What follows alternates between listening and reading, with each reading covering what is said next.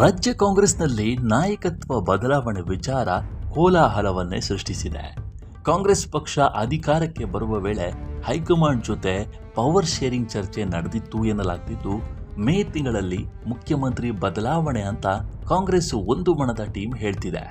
CM ಕುರ್ಚಿ ಕಚ್ಚಾಟದ ಗೊಂದಲದ ನಡುವೆ ಎಐಸಿಸಿ ಅಧ್ಯಕ್ಷ ಮಲ್ಲಿಕಾರ್ಜುನ್ ಖರ್ಗೆ ಮಹತ್ವದ ಹೇಳಿಕೆ ನೀಡಿದ್ದಾರೆ.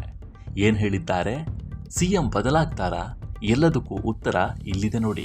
ಕಲಬುರಗಿಯಲ್ಲಿ ಮಾತನಾಡಿದ ಎಐಸಿಸಿ ಅಧ್ಯಕ್ಷ ಮಲ್ಲಿಕಾರ್ಜುನ್ ಖರ್ಗೆ ಅವರು ಅಡ್ಡಗೋಡೆ ಮೇಲೆ ದೀಪವಿಟ್ಟಂತೆ ಹೇಳಿಕೆ ನೀಡಿದ್ದಾರೆ. ಸದ್ಯಕ್ಕೆ ಸಿಎಂ ಬದಲಾವಣೆ ಇಲ್ಲ ಎನ್ನುವ ಹೇಳಿಕೆ ನೀಡಿದ ಗೊಂದಲಕ್ಕೆ ತೇಪೆ ಹೆಚ್ಚುವ ಕೆಲಸ ಮಾಡಿದ್ದಾರೆ. ಮಾಜಿ ಸಿಎಂ ಕುಮಾರಸ್ವಾಮಿ ಅವರ ಇತ್ತೀಚಿನ ಹೇಳಿಕೆ ಕಾಂಗ್ರೆಸ್ನ 40-50 ಶಾಸಕರು ದೆಹಲಿಗೆ ಟಿಕೆಟ್ ಕಾಯ್ದಿರಿಸಿದ್ದಾರೆ ಅನ್ನೋ ಆರೋಪಕ್ಕೆ ಪ್ರತಿಕ್ರಿಯಿಸಿದ ಖರ್ಗೆ ಅವರ ಹೇಳಿಕೆಯನ್ನು ತಳ್ಳಿ ಹಾಕಿದ್ದಾರೆ. ಖರ್ಗೆ ಅವರೇ ಸಿಎಂ ಆದರೆ ಉತ್ತಮ ಅನ್ನೋ ಗೃಹ ಸಚಿವ ಪರಮೇಶ್ವರ್ ಹೇಳಿಕೆಗೂ ಉತ್ತರಿಸಿದ ಅವರು, ನಾನಾದರೆ ಉತ್ತಮ ಅಂತ ನೀವು ಹೇಳ್ತಿದ್ದೀರಿ, ಅವರು ಹೇಳ್ತಾರೆ, ಮೇಲಿನವರು ಹೇಳ್ತಾರೆ. ಈಗಾಗಲೇ ಇಲ್ಲಿ ಚೀಫ್ ಮಿನಿಸ್ಟರ್ ಇದ್ದಾರೆ. ಬದಲಾವಣೆ ಆಗಬೇಕಂದ್ರೆ ಸೋನಿಯಾ ಗಾಂಧಿ, ರಾಹುಲ್ ಗಾಂಧಿ ಅಥವಾ ನಾವು ಸೇರಿ ನಿರ್ಣಯ ತೆಗೆದುಕೊಳ್ಳಬೇಕಾಗತ್ತೆ. ಅದಕ್ಕೆ ಸ್ವಲ್ಪ ಸಮಯ ಹಿಡಿಯುತ್ತೆ, ನೋಡೋಣ ಎಂದಿದ್ದಾರೆ. ಬದಲಾವಣೆ ಸಮಯ ಬಂದರೆ ರಾಹುಲ್ ಹಾಗೂ ಸೋನಿಯಾ ಗಾಂಧಿ ಜೊತೆ ಚರ್ಚೆ ಮಾಡ್ತೇವೆ ಎಂದಿದ್ದಾರೆ. ಆದರೆ ಸದ್ಯಕ್ಕೆ ಬದಲಾವಣೆ ಇಲ್ಲ ಎಂದ ಮಲ್ಲಿಕಾರ್ಜುನ್ ಖರ್ಗೆ ಅವರು 100% ಸಿದ್ದರಾಮಯ್ಯ ಅವರೇ ಮುಂದುವರಿತಾರೆ ಅಂತಲೂ ಹೇಳಲಿಲ್ಲ.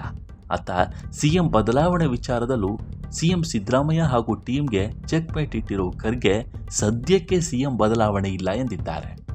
ಕಲಬುರಗಿಯಲ್ಲಿ ಮಾತನಾಡಿದ ಖರ್ಗೆ ಅವರು, ರಾಜ್ಯದಲ್ಲಿ ಆಗ್ತಿರುವ ನಾಯಕತ್ವ ಗೊಂದಲವನ್ನು ಆದಷ್ಟು ಬೇಗ ಬಗೆಹರಿಸ್ತೇವೆ ಎಂದಿದ್ದಾರೆ. ನಮ್ಮ ನಿರ್ಣಯಗಳನ್ನು ಹೆಚ್ಚಾಗಿ ಸೋನಿಯಾ ಗಾಂಧಿ ಅವರು ನಿರ್ಧರಿಸ್ತಾರೆ. ಸದ್ಯಕ್ಕೆ ರಾಜ್ಯದಲ್ಲಿ ಸಿಎಂ ಇದ್ದಾರೆ, ಹೀಗಾಗಿ ಈ ವಿಚಾರ ಚರ್ಚೆಗೆ ಬರೋದಿಲ್ಲ. ಸಿಎಂ ಬದಲಾವಣೆ ವಿಚಾರ ಬಂದರೆ ನಾವೆಲ್ಲ ಚರ್ಚೆ ಮಾಡ್ತೇವೆ ಎಂದಿದ್ದಾರೆ. ಅದಲ್ಲದೆ ಸಿಎಂ ಬದಲಾವಣೆಗೆ ಇನ್ನೂ ಸಮಯ ಇದೆ, ಆ ಸಮಯ ಬಂದ ಮೇಲೆ ನೋಡೋಣ ಅಂತ ಖರ್ಗೆ ಹೇಳಿದ್ದಾರೆ. ಇದರ ಜೊತೆಗೆ ಪಂಚರಾಜ್ಯ ಚುನಾವಣೆಯ ರಿಸಲ್ಟ್ ವಿಚಾರವಾಗಿ ಮಾತನಾಡಿದ ಖರ್ಗೆ, ಕೆಲವೊಂದು ಕಡೆ ಗೊಂದಲವಿದೆ, ಆದರೆ ತಮಿಳುನಾಡು, ಕೇರಳದಲ್ಲಿ ನಮ್ಮ ಮೈತ್ರಿಕೂಟ ಗೆಲ್ಲುತ್ತೆ ಅಂತ ಖರ್ಗೆ ಹೇಳಿಕೆ ನೀಡಿದ್ದಾರೆ. ಅಲ್ಲದೆ ಅಸ್ಸಾಂನಲ್ಲಿ ನಮಗೆ ಕಡಿಮೆ ಸೀಟ್ ಬರುತ್ತೆ ಅಂತ ಎಕ್ಸಿಟ್ ಪೋಲ್ ಹೇಳ್ತಿದೆ, ಆದರೆ ಅದಕ್ಕಿಂತ ಹೆಚ್ಚು ಸ್ಥಾನ ಗೆಲ್ಲುತ್ತೇವೆ. ಪಶ್ಚಿಮ ಬಂಗಾಳದಲ್ಲಿ ಟಿಎಂಸಿ ಮುನ್ನಡೆ ಸಾಧಿಸುತ್ತೆ ಅನ್ನೋ ಮಾಹಿತಿ ಇದೆ. ಪಶ್ಚಿಮ ಬಂಗಾಳದಲ್ಲಿ ಎನ್ಡಿಎ ಅವರು ದಬ್ಬಾಳಿಕೆ ಮಾಡಿ ಟಿಎಂಸಿಯನ್ನು ಟಕ್ಕರ್ ಕೊಡೋ ಕೆಲಸ ಮಾಡಿದ್ದಾರೆ. ನಾವು ಅಲ್ಲಿ ಮೊದಲ ಬಾರಿ ಒಂಟಿಯಾಗಿ ಸ್ಪರ್ಧಿಸ್ತೇವೆ. ಬಿಜೆಪಿ ಗೆಲ್ಲುತ್ತೆ ಅಂತ ಅವರು ಹೇಳ್ತಿದ್ದಾರೆ, ಅಥವಾ ಟಿಎಂಸಿ ಗೆಲ್ಲುತ್ತೆ ಇವರು ಹೇಳ್ತಿದ್ದಾರೆ. ಇನ್ನೆರಡು ದಿನ ಕಾಯೋಣ, ಫಲಿತಾಂಶದ ಕ್ಲಿಯರ್ ಪಿಕ್ಚರ್ ಸಿಗುತ್ತೆ.